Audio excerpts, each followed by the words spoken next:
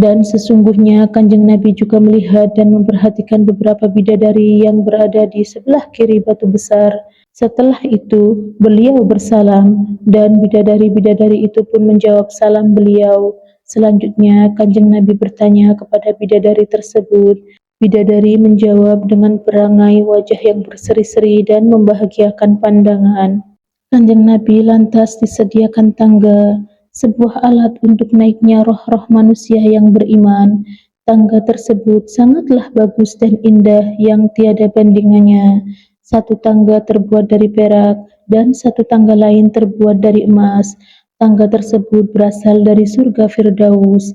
Tangga tersebut disemprot dengan lu'lu' mutiara. Di sebelah kanan tangga ada malaikat, di sebelah kirinya juga terdapat malaikat. Lantas Kanjeng Nabi naik tangga bersamaan dengan malaikat Jibril hingga keduanya tiba di sebuah pintu dari beberapa pintu langit dunia yang disebut dengan Babul Hafadhah. Di pintu tersebut terdapat penjagaan yang bernama Malaikat Ismail. Beliau yang diperintahkan sebagai penjaga langit dunia yang bertempat di angkasa. Selama-lamanya, Malaikat Ismail tidak pernah naik ke langit atasnya, dan beliau juga tidak akan pernah turun ke bumi kecuali ketika hari wafatnya baginda Rasul Muhammad Shallallahu Alaihi Wasallam. Selanjutnya, Malaikat Jibril mengetuk pintu langit dan ditanyalah Malaikat Jibril, "Siapa itu?" Jibril menjawab, "Saya Jibril." Lantas ditanya kembali, "Bersama siapa kamu?" Jibril menjawab, "Saya bersama Kanjeng Nabi Muhammad." Dan ditanyalah lagi, "Sudah diutus oleh Allahkah kamu datang kemari?" Jibril menjawab, "Ya, sudah." Lalu kemudian dipersilahkan masuk.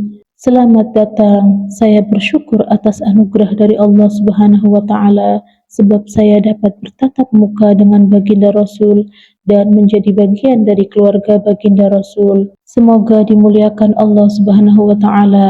Lantas pintu langit pun segera dibuka. Tatkala keduanya masuk, tiba-tiba di tempat tersebut berjumpa dengan Nabi Adam alaihi salam, yaitu bapak dari seluruh umat manusia. Adapun keberadaannya masih tetap sama seperti ketika diciptakan oleh Allah Subhanahu wa Ta'ala. Kulitnya tetap putih kemerah-merahan dan bercahaya.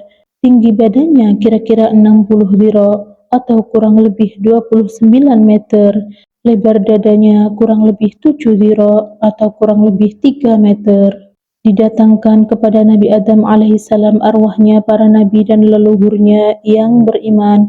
Lantas Nabi Adam berkata, "Roh suci dan sukma yang bagus, sama-sama masuklah kalian semua di dalam surga Firdaus atau Illiyin."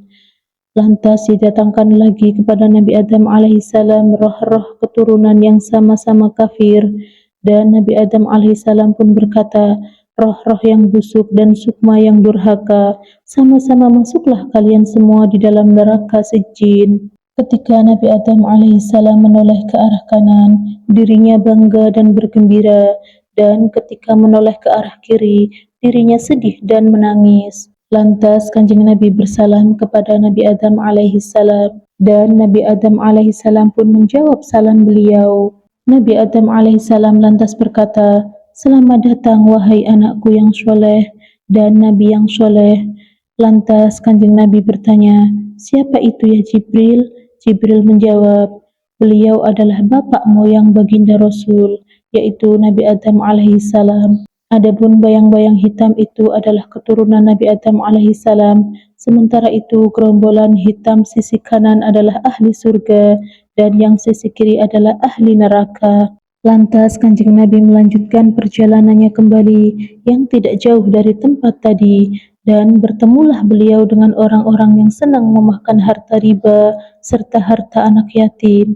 Beliau juga bertemu dengan orang-orang yang gemar berzina dan sebagainya. Keberadaan mereka sangatlah menyedihkan dan mengenaskan. Lantas Kanjeng Nabi naik kembali ke langit yang kedua. Jibril mengetuk pintu dan meminta izin untuk masuk. Penjaga langit bertanya, "Siapa itu?" Jibril menjawab, "Saya Jibril." "Bersama siapakah kamu?" Jibril menjawab, "Saya bersama Kanjeng Nabi Muhammad." "Sudah diutuskah oleh Allah kamu datang kemari?" Jibril menjawab, "Ya sudah." Baru kemudian dipersilahkan, silahkan masuk, selamat datang. Saya rasa saya mendapatkan anugerah dari Allah Subhanahu wa Ta'ala, sebab saya dapat bertatap muka dengan baginda Rasul dan menjalin persaudaraan. Semoga baginda Rasul dimuliakan oleh Allah dan saudara-saudara yang seiman, para wakil dari Allah yang telah berkenan menyampaikan agama Allah. Demikianlah sebagus-bagusnya saudara seiman dan sebagus-bagusnya orang yang datang. Kemudian pintu langit pun segera dibuka. Ketika keduanya telah masuk, tiba-tiba mereka bertemu dengan Nabi Isa alaihissalam bin Maryam dan Nabi Yahya bin Zakaria, yang keduanya hampir serupa pakaian dan rambutnya. Kanjeng Nabi lantas berucap salam kepada Nabi Isa dan Nabi Yahya alaihissalam. Keduanya menjawab salam tersebut dan berkata, "Selamat datang saudaraku yang soleh dan Nabi yang soleh." Keduanya pun mendoakan Kanjeng Nabi dengan doa-doa yang bagus.